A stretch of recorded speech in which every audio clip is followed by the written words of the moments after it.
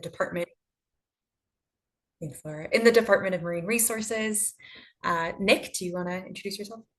Sure. Hi there. I'm Nick Whiteman, marine geologist with the Maine Geological Survey, specializing in coastal erosion and coastal bluffs. I'll mention the interior as well today. Pass on to Corinne. Hi there, Corinne Michaud LeBlanc. I'm the climate coordinator in the Beginning with Habitat program at the Maine Department of Inland Fisheries and Wildlife, and I will pass it to Jessica. Hi everyone, I'm Jessica Brunicini. I am the director of the Coastal Training Program at the Wells National Estuarine Research Reserve, and I will pass it on to Hannah. Hey there, everybody. My name's Hannah Baranis. I am a research scientist at the Gulf of Maine Research Institute in Portland, Maine. Mostly work on sea level rise and coastal flooding, as well as other physical processes that shape the coast. Curtis, you want to hop in? Yeah, hi everyone. My name is Curtis Brown. I'm the Land Use and Transportation Planner for Lincoln County Regional Planning, and I'll be running tech along with my coworker, Laura Graziano. Hello, I'm Laura Graziano. I'm the Community Resilience Planner with Lincoln County Regional Planning Commission, and I'll pass it to Max Johnstone. Hi everyone, I'm Max Johnstone. Although you can't see me, I will be focusing on the time today to make sure we are on a tight schedule. I am the senior planner over at the Mid-Coast Council of Governments, and I don't know who's left for speakers. You were our last one, Max. Thank you.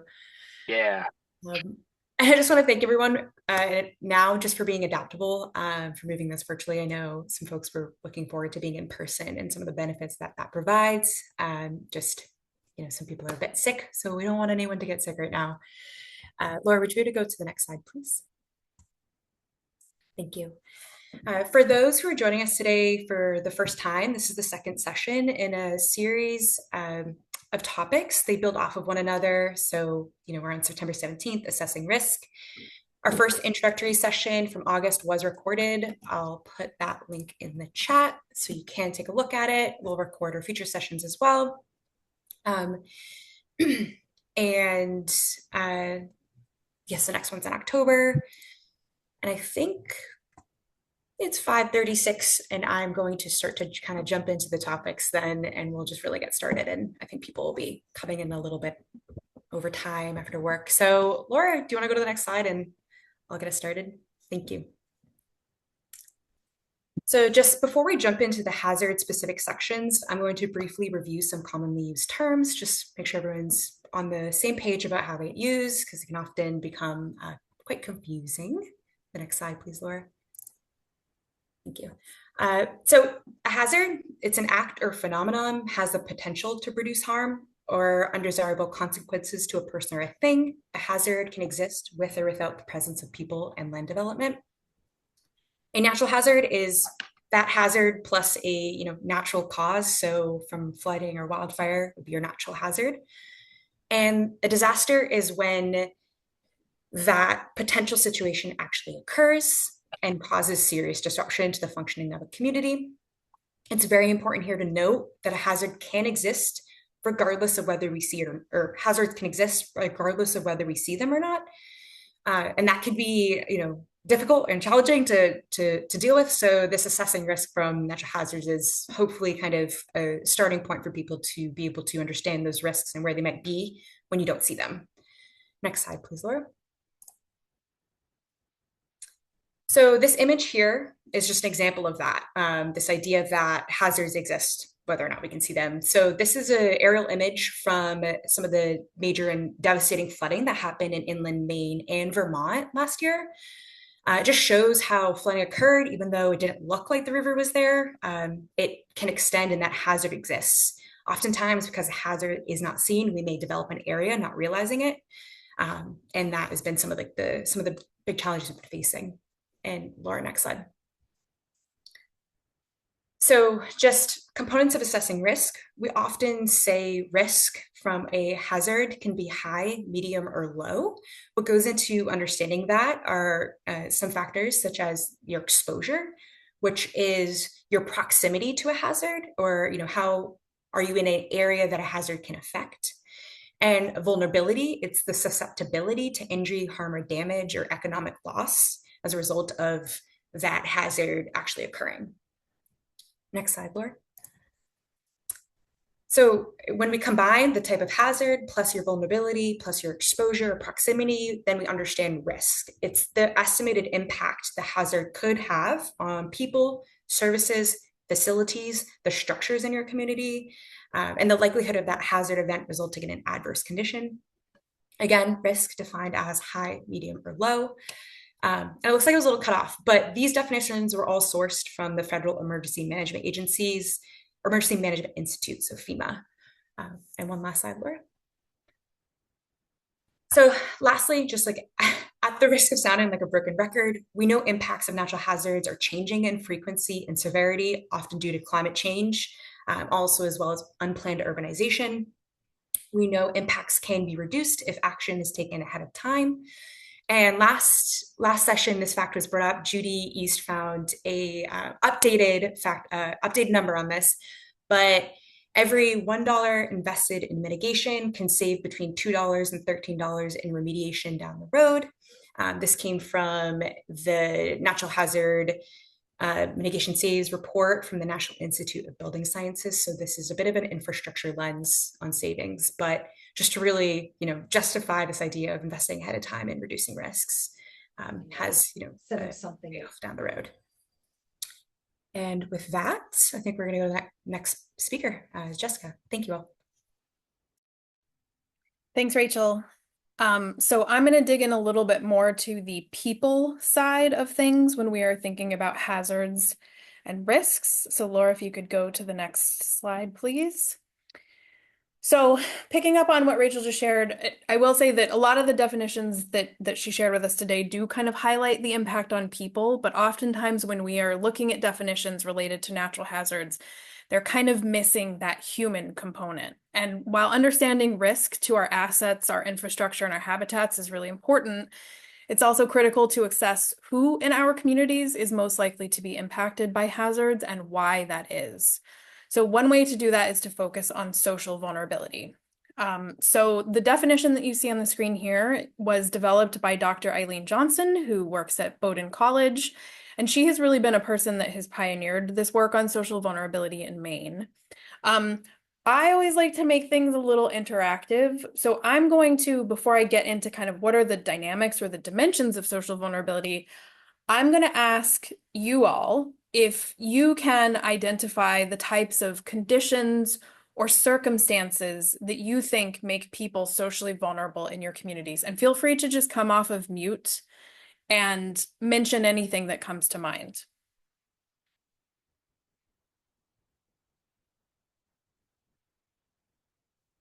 So again, thinking about those specific conditions or circumstances about people's lives that may make them more likely to face higher risk during natural hazards.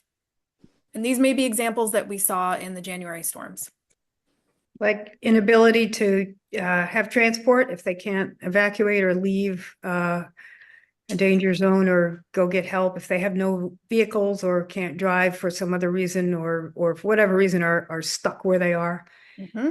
Absolutely. Yes. So transportation or the lack thereof, being stranded in certain places. And I see one in the chat that says physical or mental health. Absolutely. Anybody else want to throw one out? Isolation and also lack of technology that is needed. Mm-hmm. Mm-hmm. Yes, isolation and lack of technology. Yeah, absolutely.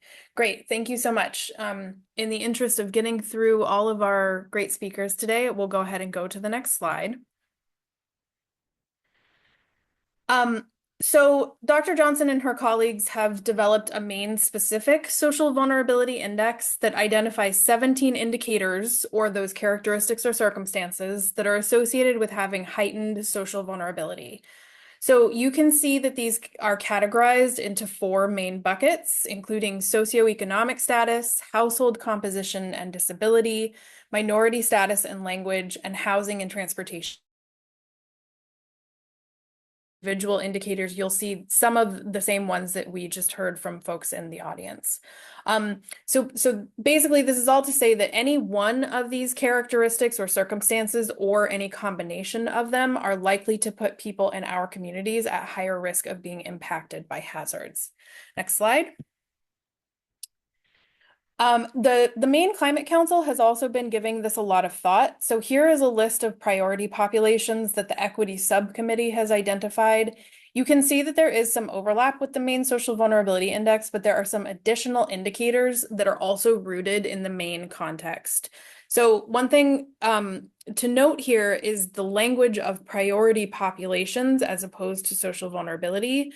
It's important to think about how we talk about individuals or communities who may have heightened social vulnerability. People may really not want to be referred to as vulnerable, disadvantaged, underrepresented, underserved, etc. So I do appreciate that the Maine Climate Council has kind of chosen a different type of language to use. Next slide.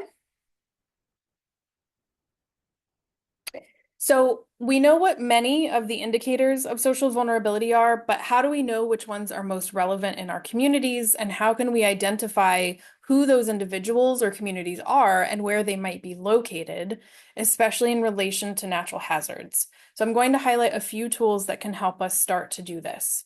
And on the screen here, what you see is the Coastal Risk Explorer from the Nature Conservancy. It uses that Maine Social Vulnerability Index to rank the level of social vulnerability in communities along the coast using the town or census block group.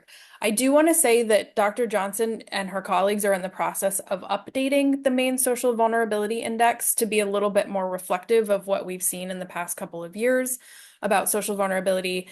And that will mean that this tool will also be updated. And I believe that it will go further in, all the way inland. It will cover all of the different municipalities in the state of Maine.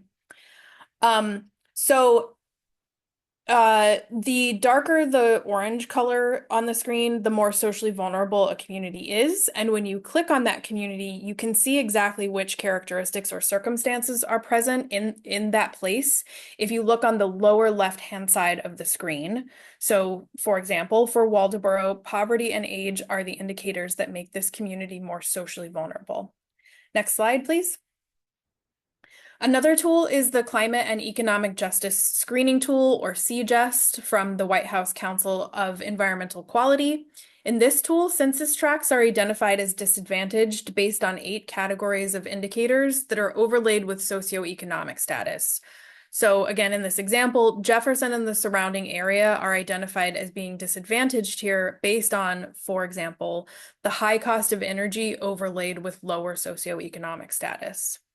And next slide. And the last tool that I'll highlight is the Environmental Protection Agency's EJ screen, which you can use to drill down a little bit deeper into individual indicators like income and age at the census block group level. So for example, here we can see which communities have higher percentages of residents over the age of 64, which is one of those indicators of social vulnerability. So these screening tools are a great place to start in exploring social vulnerability in our communities, but ultimately they depend on quantitative census data at the block group or the tract level, which oftentimes tells an incomplete and sometimes an even incorrect story. Also, not all social vulnerabilities can be displayed geospatially in interactive maps like this. In a place like Maine, where we have a lot of smaller, more rural communities, these screening tools are ultimately a good starting point to understanding social vulnerability, but we really almost certainly need to incorporate more community-engaged qualitative approaches to understanding who is most socially vulnerable in our communities and why. And next slide. So on that note, I just want to highlight an approach that the Social Resilience Project has taken to better understanding social vulnerability. The additional characteristics or circumstances that you see here on the screen have been identified through interviews, focus groups, and a scenario planning exercise that were held with people living and working in the Southern Mid-Coast region, so people who have a lot of local knowledge and lived experience. And that included talking with people from social service organizations, municipalities, conservation organizations, and emergency management agencies. Now, I recognize that that level of engagement may not be possible for every project or at the municipal level, but engaging in conversations with local community members can really go a long way in helping to ground truth the information that's provided by the screening tools that I just shared. And I think with that, I pass it on to the next speaker. Thank you, Jessica. If anyone has any questions, we do have a few minutes. They're welcome to ask. But going forward, I might say just hold your questions until the end, and we've gotten a lot of room for questions at the end. And if any questions come up along the way and you don't want to forget, you're welcome to send them in the chat as well. So thank you. The next presentation is on assessing risk from wildfire. It's a presentation David Ludwig put together, who presented last session on the wildfire topic. David, very fittingly, is out on the West Coast right now on a wildfire assignment, so fighting wildfire. So I'm actually filling in for them today, and I will, if any questions come up that I'm not able to answer, we will take note, get answers from David, and send them out to everyone afterwards. So Laura, you can go to the next slide for me, please. So just to start everyone off with understanding what causes some of the major causes of wildfire in Maine, they can come from a variety of human and natural sources, such as escaped debris burns, faulty vehicles or power lines, unattended campfires, arson, lightning.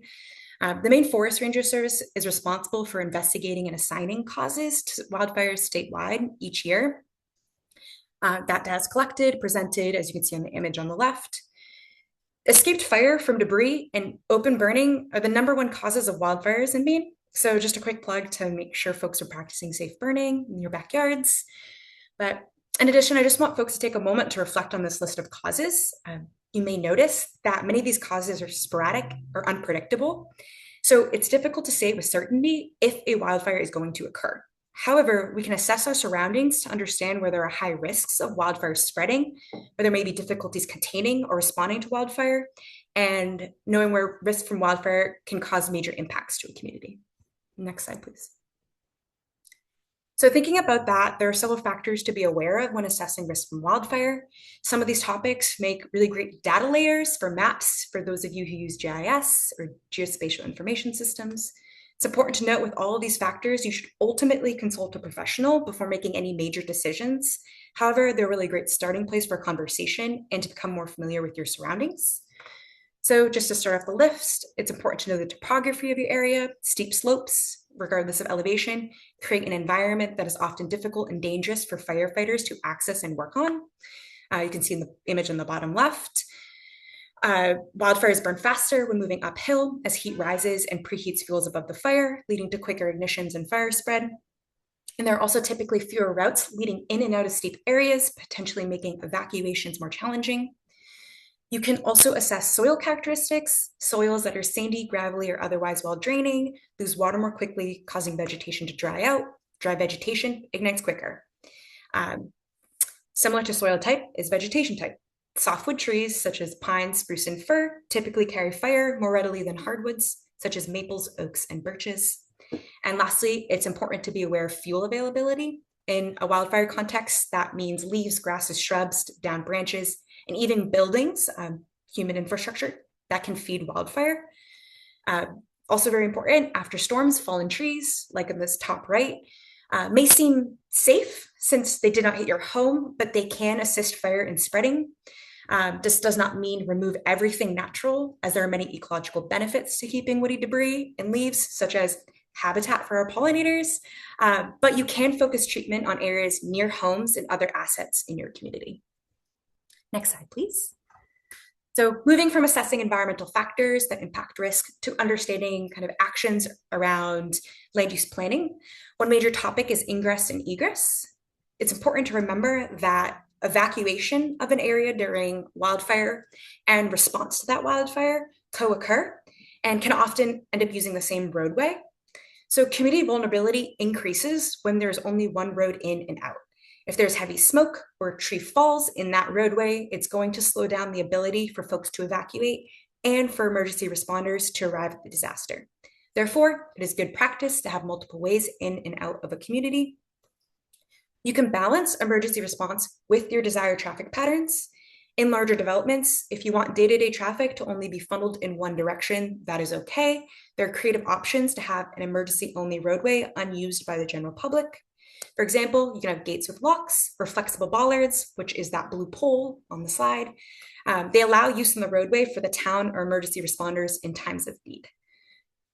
Lastly, peninsular, bridge, and unbridged island communities may need priority attention for prevention activities. So this image on the left is Newbury Neck Peninsula in the town of Surrey, Maine. It's a 5-mile long peninsula, and it's only accessible by one road. The Surrey Fire Department conducted home risk assessments in this area, acknowledging that it may need that priority attention. Next slide, please. So next, we just wanted to suggest some ways you may become familiar with your local fire department and even engage in a two-way dialogue around planning discussions if the department has the capacity and willingness for it. This is not intended for you to manage the department, but just to plan accordingly and even prompt conversation. Fire department leaders can provide helpful feedback when planning for community growth, and they can better prepare for potential incidents if they're able to follow a project along as it works towards completion. So some considerations in planning include how far a community or planned development is from the responding fire station. The closest station may not necessarily be the one assigned to respond.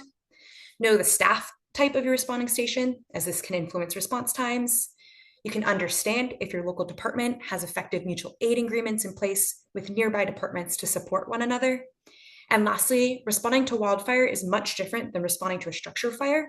So it may be best to know if your local department is equipped for both. Next slide, please. So just a last kind of municipal community level consideration we want to review is access to water supply. Again, this is a topic that may benefit from conversation with your local fire department. If your community has a municipal water supply, they should be able to install fire hydrants. When there is not municipal water, dry hydrants, such as that image on the top right and then the bottom diagram, those draft from ponds or other sources. These are sometimes the only option in more rural areas, and they're also more affordable.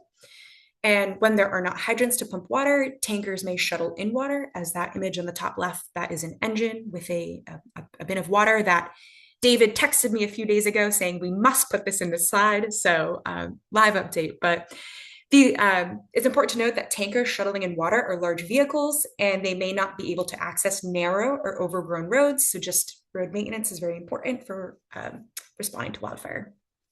Next slide, please. So before closing out this, just idea of assessing risk from wildfires, it would be amiss not to highlight the importance of individual action for reducing risk from wildfire. Large wildfires or those involving many structures can quickly overwhelm your local firefighting resources, so taking preventative action is key. While a municipality cannot necessarily tell a homeowner what to do, local leaders can promote education and awareness of individual action. We don't have time to fully explore these topics, but the Maine Forest Service has many educational materials that can be accessed around these two individual major actions, which are defensible space and home hardening. Defensible space, as seen in the demonstrative graphic on the top, includes modifying the area around a structure to reduce potential ignitions. So it's just kind of taking a balanced approach between landscaping and then also reducing those potential ignitions. And home hardening includes modifying a structure itself to resist potential ignitions. So that might look like installing mesh under decks to prevent embers from entering, or removing flammable materials from near your homes, such as like moving your firewood pile from out underneath your deck to the edge of your property. It's important to note that while promoting individual action, you also need to be aware of a homeowner's ability to take those actions. Some suggestions, such as switching roof shingles or installing mesh, require someone to have that flexible income. And other actions, such as moving woody debris away from the home, might require physical labor. So just to be aware of these things. And then the next slide, please, Laura. So just to wrap it up, the best way to assess your community's wildfire risk and plan to address it is to create a community wildfire protection plan. David went into this quite a bit in some of the areas in Maine that are putting out community wildfire protection plans right now in our last session. But Just so everyone's aware, these plans typically they use mapping and remotely sense data along with data gathered on the ground, working with your community members just to assess the wildfire risk there. These plans provide communities with targeted recommendations to help reduce risks, which may include suggestions such as prioritizing areas for vegetation treatments or defensible space. You can contact the Maine Forest Service using the info on the left graphic. Their email is there. If you're interested in developing a community wildfire protection plan. And there are federal grant opportunities that may be available to help, including the Community Wildfire Defense Grant, which will be discussed in more detail at a future webinar where we go over funding opportunities for hazards. With that, I am going to wrap up and send this off to the next presenter. Thank you. All right, thanks, Rachel. That was awesome. I just learned a lot. Hey, everybody. So I'm going to talk about understanding and evaluating coastal flood risk. And just as a quick caveat, I noticed as you all were saying where you're from, there are a bunch of you who are from estuarine communities where you have both river and coastally influenced flooding, and from inland communities where maybe it's mostly river flooding. This is going to be focused on coastal, but I will try to just sort of like sprinkle in little bits addressing more kind of inland or compound flooding. All right, next slide. So the goal of this is to kind of outline the process. 10 minutes is not enough to actually sort of go step by step, but for conducting a rudimentary coastal flood risk assessment using available tools. And perhaps most importantly, to help you understand the limitations of those kind of readily available tools, such as FEMA flood insurance rate maps or bathtub mapping viewers, which I'll explain a bit more about later. And then also there's some great new models and tools that are going to be available shortly. So I'm going to try to kind of set the stage for those so you know what they'll provide when they come. All right, next slide. So as a starting point, I think it's really key to understand what the components of coastal or estuarine water levels are. So that can help you kind of understand what components of flooding are or are not considered in available resources. So we're gonna start there. Next slide, please. I promise this is my only slide with a lot of animations. We're going to be like, next slide, next slide, next slide. Okay, so if we picture average sea level, hit the next button. We have kind of, so the arrows are showing you the direction that the physical process influences water level in. So there's kind of the long-term sea level rise we're all familiar with, and it could rise anywhere between 1.5 and 6 feet by 2100. And then year to year, kind of large scale climate variability causes sea level to go up and down. For example, 2023 was a very high sea level year, just due to changes in prevailing winds and currents. Okay, then there's the Maine's large tides that we're all familiar with that raise and lower water level 5 to 10 feet, or 10 to 20 feet, plus or minus 5 to 10, twice per day, depending on where you are. Okay, hit the next arrow again. Then during coastal storms, we have storm surge that raises water level on top of the high tide. And as you all likely know, surge tends to be smaller than the tide. So you only really get severe flooding events when there's surge intersecting with high tide.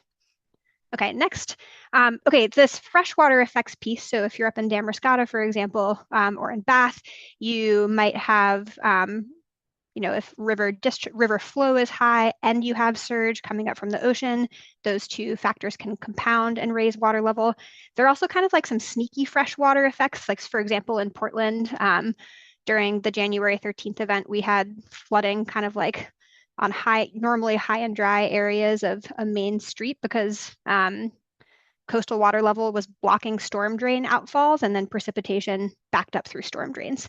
So there can also kind of be like compounding freshwater effects. Okay, and then next one more time. Then on top of that, waves can cause more problems. Okay, next arrow again. All right, so I think a useful way to think of all of these, to sort of split apart all of these components, is thinking about the four on the left creating inundation. So that's like a sustained high water level that causes flooding, versus wave effects, which is water sort of like smashing into things and breaking them. So if you go to the next slide, here's an example of that. So on the left are some images of inundation where we think about like roads being blocked for a period of time and blocking access to hospitals or schools, or damaging utilities. And then on the right, you can see when you have waves on top of sort of a high still water level, that's when you can really start to have big forces on structures and break them apart. Okay, next slide. So starting on the right-hand side, if you are in a community where there are significant freshwater effects, or you're in a kind of highly wave-exposed coastline, which much of the mid-coast is, it may be difficult to use kind of like off-the-shelf products and viewers to do kind of detailed risk assessments of your site. So you may need to, for example, work with an engineering firm to do some like detailed coastal modeling if you want to know, like, is the seawall around my wastewater treatment plant going to be able to sustain waves during an extreme event? Or what about my pier? If you are in a place that's mostly kind of influenced by, if you're concerned about inundation, so like sea level rise, tides, surge, you might be able to get away, you might be able to do kind of like a baseline risk assessment where you just figure out what water levels you want to prepare for and then map those onto the topography. Okay, next slide. A product you all are likely very familiar with are FEMA flood insurance rate maps. So the key thing to know about FEMA maps, they include the 4 components on the right. So they are assessing the 1% annual chance flood, assuming sea level in a certain year. So if you're a mid-coast or down east coastal county, they're assuming that sea level is what it was in 1992. So the current 1% annual chance flood event is actually in reality higher. If you're in Cumberland and York counties, you recently got new flood insurance rate maps, and they assume sea level is what it was in 2017, which is a bit closer to where we are now. Just as a note, always something to say, the 1% annual chance flood has a 1% chance of occurring each year. So, and that's a 20 or a 26% chance of occurring over 30 years if you do a little bit of math. I think that was something Devin mentioned in the first session. For the more inland folks, FEMA maps also cover flooding along river floodplains, but they're a little more notorious for being unreliable in inland areas. And as you all likely know who live in sort of the more inland counties, one of the effects of climate change, I think Nick will talk about this, is having sort of more intense precipitation events. And so same problem as sea level rise with FEMA maps, where they don't really address kind of like the changes due to changing climate. All right, next slide. Okay, so let's like break down these flood insurance rate maps a little bit. Here's the effective flood insurance rate map, or FIRM, from Tremont. So what you see are like designations of zones, the AE zones or VE zones, and then you see numbers below them.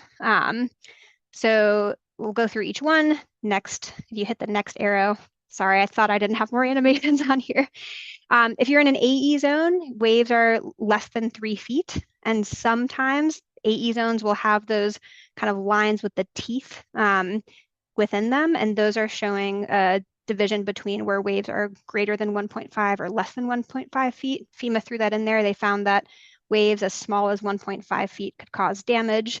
So that's like a really great way to check if, like, am I in an area that might require more detailed coastal modeling? If you're in AE zone, maybe not. If you're landward of that line with the teeth, you're pretty wave sheltered. If you're in a VE zone, waves are greater than 3 feet, and you probably want to be doing some detailed modeling to consider wave impacts. The elevation in parentheses, that's the base flood elevation. So that's that 100-year water level or 1% annual chance water level. This number includes waves, and if you want to find the still water elevation to assess inundation, it's provided in the accompanying flood insurance study, which is something I will get more into in the breakout room if you swing by. All right, I'm gonna hit next. Actually, hit next one more time. I'll cover this in the breakout room if you all join. So limitations here, like I said, there's no information about future flood risk. This is not sufficient for determining site level impacts, such as inundation depths. Like, is water gonna come up to my furnace, like to the flame in my furnace or to my heat pump, or determining wave loads on specific structures. The methodology for generating these maps differs across counties, and therefore sometimes the reliability is like a bit inconsistent as well. Okay, next slide. Okay, so I'm gonna just quickly run through an outline for if I'm sitting down to do a rudimentary flood risk assessment. Here are the questions I would ask and the tools I would use. So first order, we've covered this one. Are there damaging waves? If yes, consider a detailed engineering study. If you're in a coastal community, you've got people who work on the water, they are going to be able to tell you like right off the bat if there are damaging waves at a site. So sure, you can use a FEMA flood insurance rate map, but local knowledge is always, I've found, like the best way to go. Okay, next. Then you might want to think about inundation. So I like to ask what's getting inundated routinely. So maybe like consistently, where do I have to think about like nuisance flooding and chronic problems from exposure to salt versus what gets inundated by just the extremes, like what can't get wet. And then I think about it for present sea level and future sea level. And then there's kind of the vulnerability or like what's the actual exposure in an area question that Rachel laid out nicely in the beginning. Okay, how much time do I have left? Can I get it just to figure out how many more of these slides I want to show? I think you probably have about 2 minutes, Hannah, give or take. 2 minutes. Great. Okay, let's go next slide. Let's keep flipping through. Okay, great. So if you're trying to kind of map inundation, the Maine Geological Survey has this fantastic tool that shows what gets inundated at the highest astronomical tide, which can be exceeded up to 20 times per year, plus various amounts of additional water level, which you could think of as sea level rise or storm surge. Okay, next slide. Some limitations here are that it's a little bit tricky to know like how do I assess how severe these water levels are? So like which layer would represent a severe event in 2070 under intermediate sea level rise? It's hard to tell kind of right now with just the way the layers are listed out. Or what's the ground surface elevation at my site if you want to get to kind of that like site level vulnerability. So next slide. One thing I've been working on along with Nick, who's on this call, and a couple other folks from Maine Geological Survey is to essentially augment this viewer to provide all of this information. So adding an education hub that provides context for water levels, including the FEMA flood zones on there, including elevation contours. And then if that last piece about datum conversions is meaningless to you, no worries, but that's on there if that's something that you use. We could go into it more in the breakout. Okay, next slide. I think I'm going to skip the part, come to the breakout room if you want to learn more about accessing sea level rise scenarios and assessing vulnerability. So go ahead 2 more slides. And the last 2 things I'm going to end on are just that when you're using these kind of bathtub mapping products, it's important to note that during storms, the water surface doesn't actually fill up like a bathtub. This is just an example map from Boston showing the variation in water level during a storm. It gets kind of funneled into certain areas depending on the orientation of the coast to how narrow an embayment is. So there's some limitations to bathtub mapping.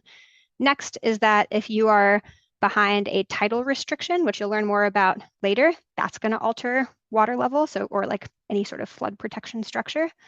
And last, if you're trying to come to the breakout room if you want to learn more about elevations of coastal piers and bridges. And then last slide is that I know that's kind of a lot of limitations to think about. When you hear about, hopefully some of you all have heard about the Maine Coastal Flood Risk Model or the Maine DOT model that's coming in 2025 or 2026. That model is going to kind of wrap all these things together so that it has all those sort of like site-specific considerations and incorporate some of the freshwater effects for folks who are in like Bath or Damariscotta, where you might be at risk of compound flooding and the wave effects. So not everyone has to go out and hire a coastal engineer. Okay, that was a whirlwind. Come on by if you want to learn more when we break out into rooms.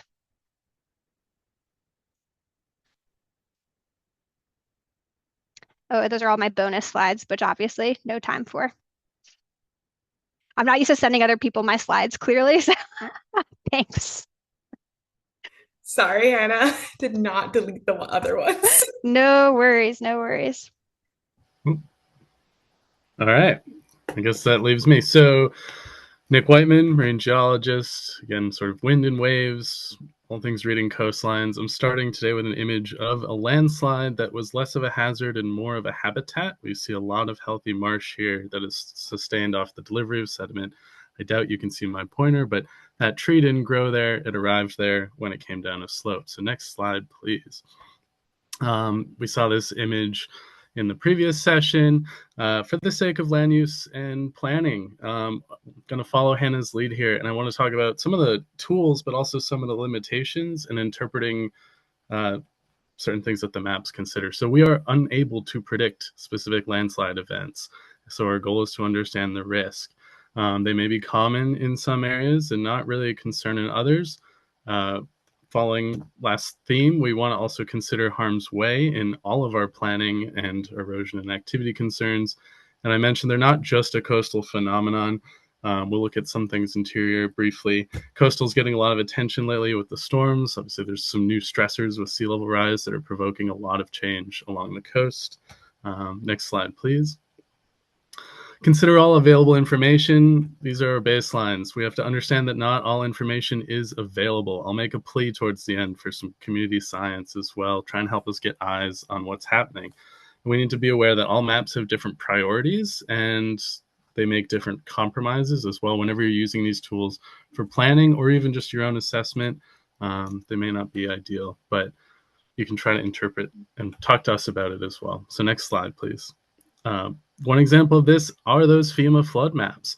They're concerned often with low lands and may not effectively communicate a hazard where the sea meets a tall bluff. We have the same location, two different maps here, and you can trust that you have a hazard. In some cases, the properties are threatened, but when you go from a place where you have 3-foot waves, very quickly the houses aren't lining up in the flood zone here, but we see that we have bluff erosion activity and landslide risk. So next slide, or advance. Yeah, so that's sort of what I'm talking about. It's not necessarily a flood concern, but a coastal storm will also raise a hazard in this location. Next slide, please. So we use maps to help understand risk. This is from the landslide susceptibility mapping that's done at MGS. Fantastic summation looking at surficial geology maps that help us identify where material might be loose. Most of Maine is covered in loose unconsolidated sediments. We look at elevation and terrain models to look for where these things are steep and sensitive to disturbance. And historical records and reporting help us track where these landslides are most common.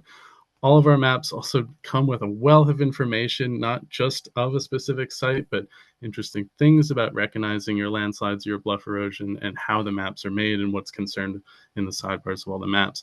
You can see here, this is sort of a heat map. There are certainly areas that are high risk for landslide, but much of the area isn't. And so when you're trying to plan development, planning land use down the line, you want to consider where your hotspots might be and where they might not be.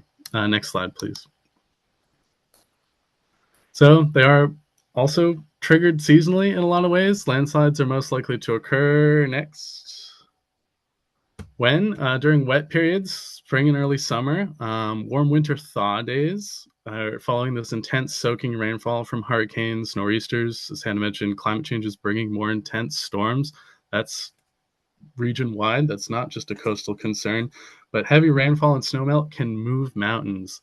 So something you want to consider: if these loose unconsolidated bluffs get saturated, they're much more likely to move. Steep sided slopes, banks of shorelines and rivers, anything subject to chronic erosion like a riverbank can usually undermine and set up a hazard down the line. And recently cleared lots. Land use is a huge factor in how our landscapes change. And if you clear a lot, you can disturb a lot of what was there to stabilize the condition of your sediments. And this isn't just a coastal concern. Any bank with 20 feet more of relief is considered to carry an inherent landslide risk just because it is a big pile of material. And those are marked in our maps. I mentioned any alteration with slope can provoke these things in vulnerable areas. Next slide, please. It's the slide from last session, just a list of some of our fantastic resources: the Maine Geological Survey hazards page, landslide guide, susceptibility mapping, a just phenomenal landslide story map for some of the history of Maine landslides and prehistory of Maine landslides and some of what goes into detecting them. And you are also encouraged as a community to contribute to the MGS landslide inventory. This helps us provide some of this data.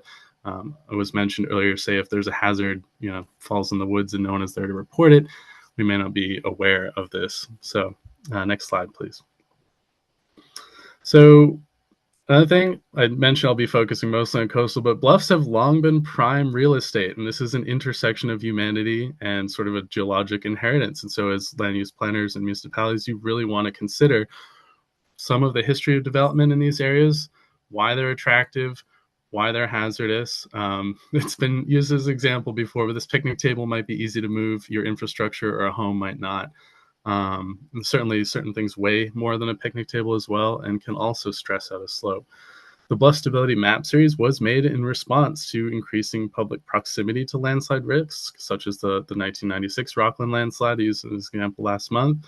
And this is the reminder that risk can be defined by how close you are to it. And I'll make a plug later as well that monitoring is a relatively low cost and effective first step, even in your mitigation plan or some of your community involvement, helping us monitor a local scene. Every case can be so complex that if you have local eyes, local knowledge was called on earlier today, that goes a long way towards preparedness and planning, saves money and time. So next slide, please.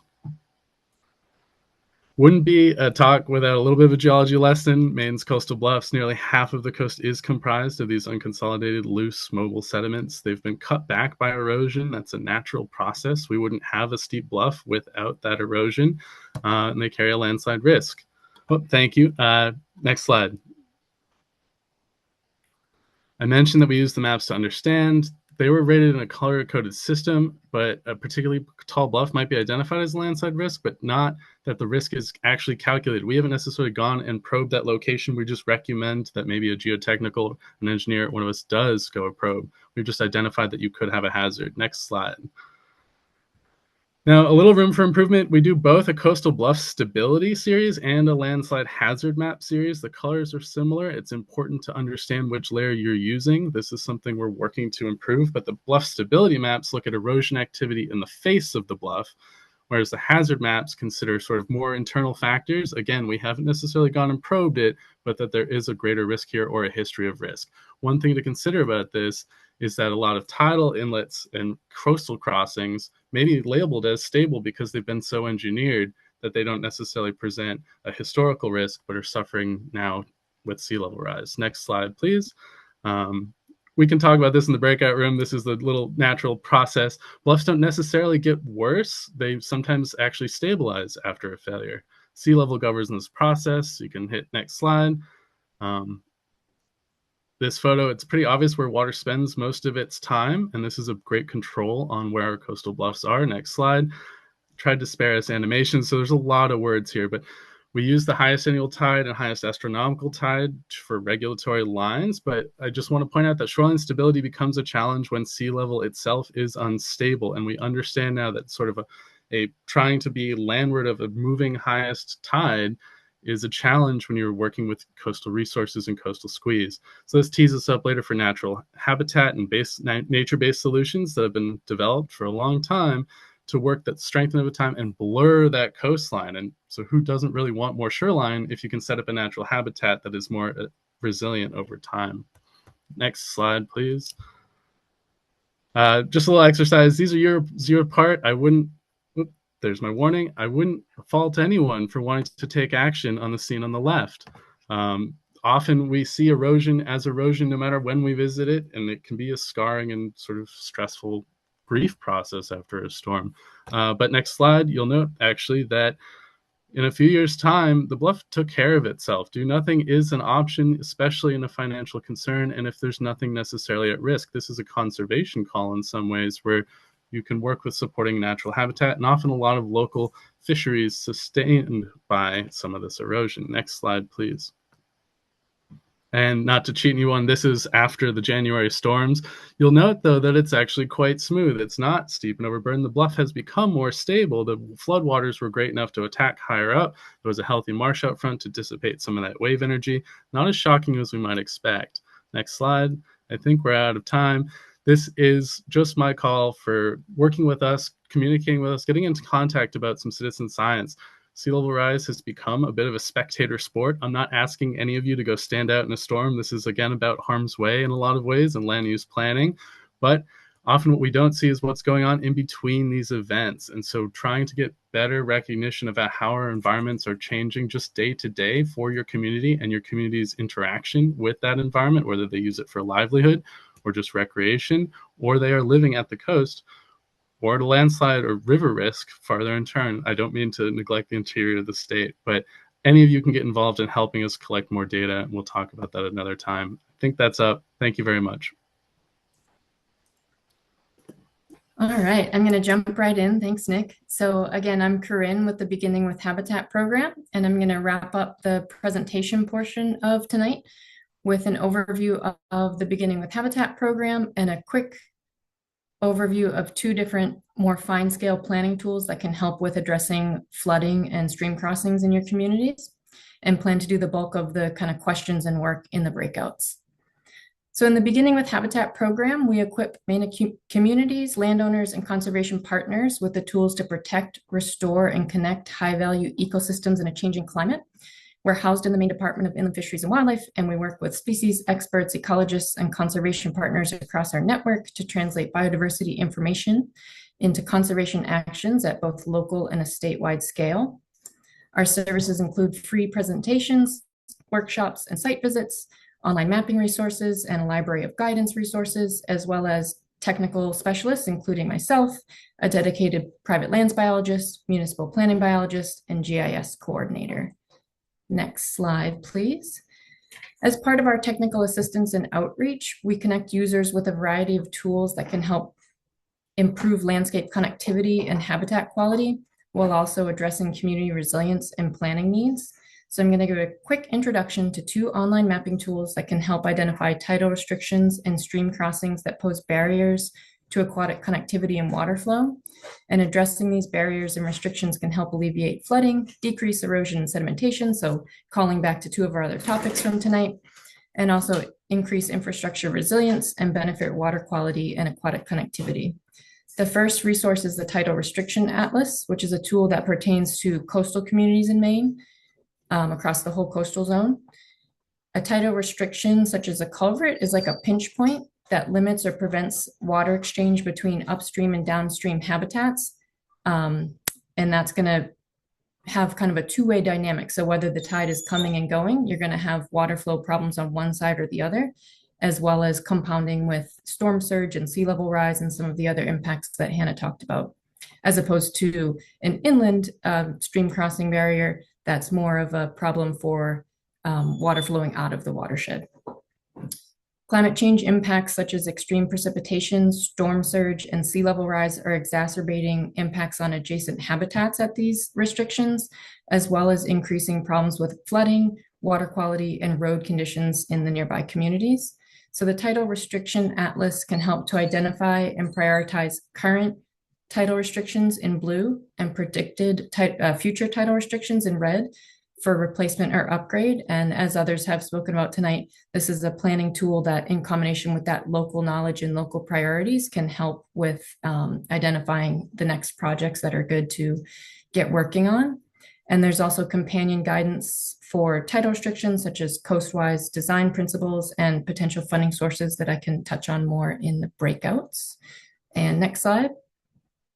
The second resource is the Mainstream Habitat Viewer, which provides a starting point for towns, private landowners, and others to learn more about priority species and habitats, barriers to fish passage, and problem road crossings across the state, barriers to aquatic connectivity. And this tool is statewide, but kind of gives that counterpart of inland flooding resources compared to the other coastal resources that we've talked about.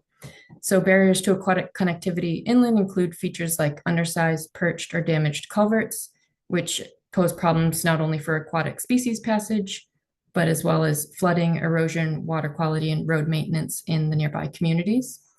And in this tool, crossings that are known barriers are depicted in red, potential barriers are orange, and crossings that do not currently pose a barrier are green.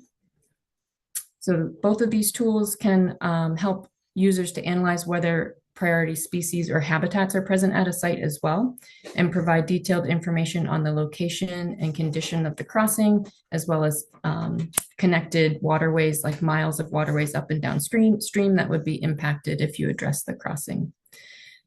Addressing these crossings by replacing them with larger structures allows crossings to pass more water during events and hazard events like we've been talking about, such as extreme precipitation events and storm surge and sea level rise, and as well as decreasing flooding, erosion, sedimentation in the community.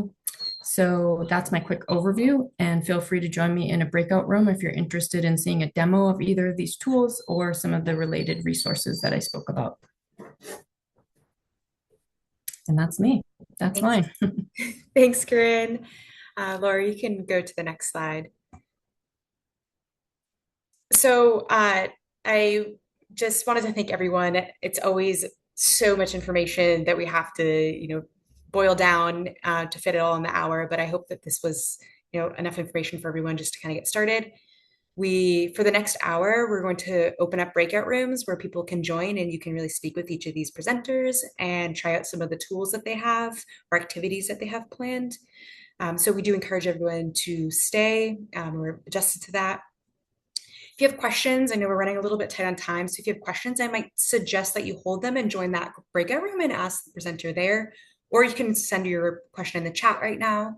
We'll take note of it. We can always send out a summary afterwards. Next slide, Laura. So these are going to be the breakout rooms. I think let's do like a 1-minute break so we can get water or something to drink, specifically so I can get water to drink. And I'll be like right back at 6:30 and we'll go over instructions for the breakout rooms. That's okay. Thanks.